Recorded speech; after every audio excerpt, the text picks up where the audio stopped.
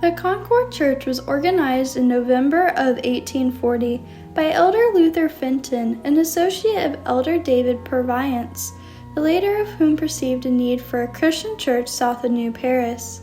There were 8 charter members: Moses Doley, Carrie Toney, Jacob Cooper, and daughters Lavisi and Elizabeth, Charles Collins, Alexander Ree, and another whose name has been lost to history.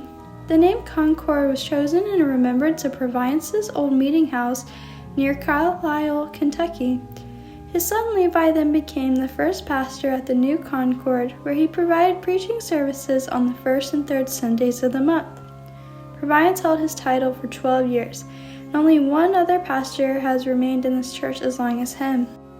In the church's early days, meetings were held in the Dixon Township house for 8 years, and no records survive from this time.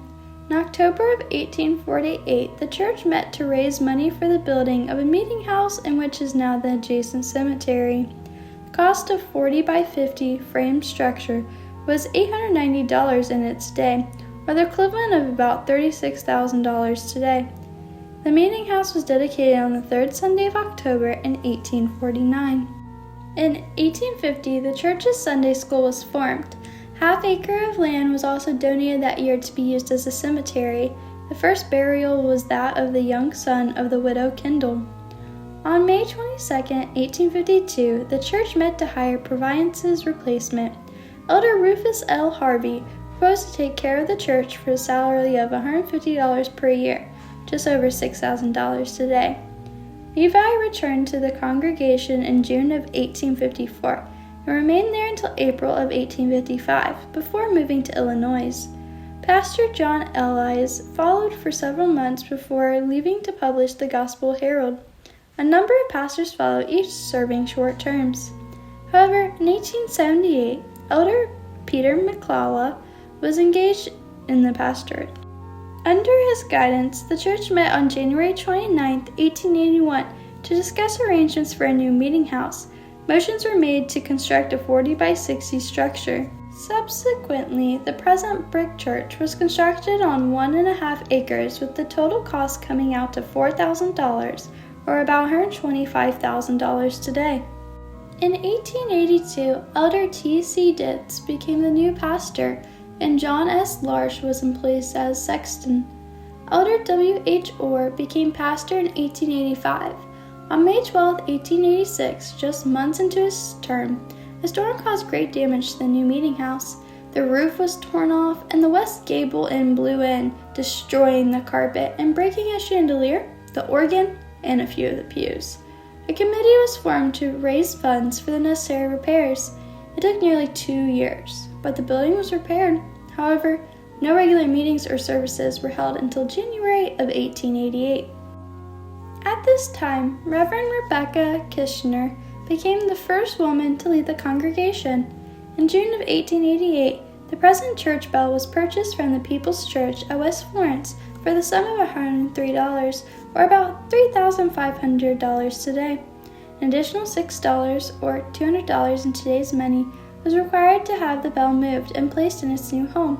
In August of that same year, Reverend Kirshner was rehired for another year for a contract totaling $300, or a little over $10,000 today, to preach 2 sermons every other Sabbath. She remained with the church for 4 years.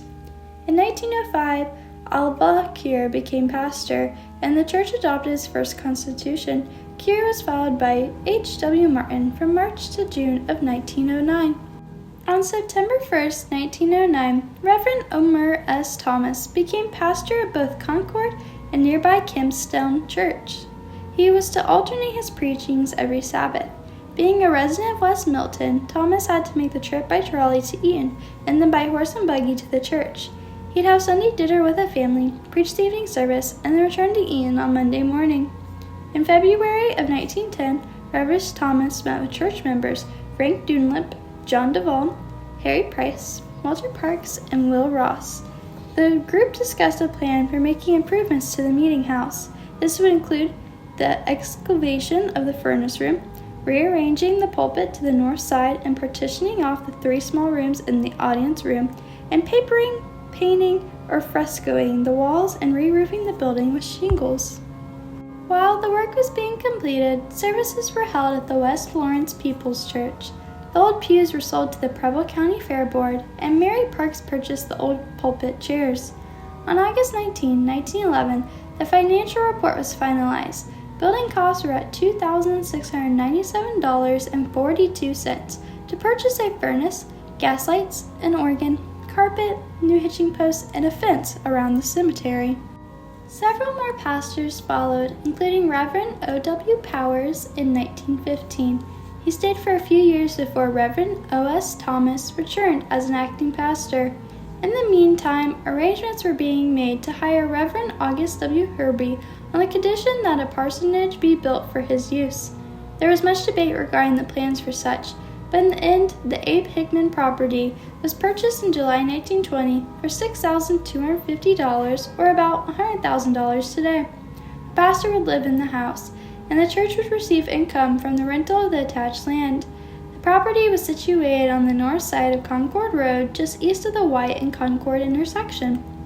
By 1924, the church was able to free itself of debt when the Ladies' Aid Society paid off the parsonage note. A telephone was installed around the same time for use during Kingdom Enlistment Week. In 1931, the Christian Church merged with the Congregational Church to create the Congregational Christian Church. This occurred at the national level, making Concord one of the many churches affected by this merger. The next year, Concord turned to half-time services due to the Depression, and Reverend Ray Seeley became pastor of both Concord and Kempston churches. September 8, 1940 was the centennial celebration of the church. An estimated 300 were in attendance. The parsonage was sold around this time, too. In the summer of 1949, the basement area was excavated to provide additional classroom space, a kitchen, and a bathroom. The remodel took several months, with services being held in Dixon School during this interval. New carpet, light fixtures, and electric organ would follow. In 1969, the church saw another change, this time to Concord United Church of Christ. A series of restorations would follow this name change, including an Allen pedal organ in 1971, window repairs in 1976, storm windows added in 1977, and a church library established in 1978. All these changes would happen just in time for the building's 100th anniversary in 1981. The following year, Reverend Roger Stein joined the pastorate and devoted many hours to recording the history of the church. He sifted through over a century of minutes to record much of what we know today. In 1990, a memorial rock was put out to the side of the church. The rock is red granite and comes from the Canadian Shield, making it more than 1.5 billion years old. It was carried south to Preble County at least 15,000 years ago by the Wisconsin Glacier. The rock was dedicated on November 11, 1990 to commemorate the sesquicentennial or 150-year anniversary of the Concord Church. The new fellowship hall came along in 2003, making the church resemble what it looks like today. Although the building has seen many changes, the congregation has welcomed new generations, and ministers have come and gone, but their mission remains the same.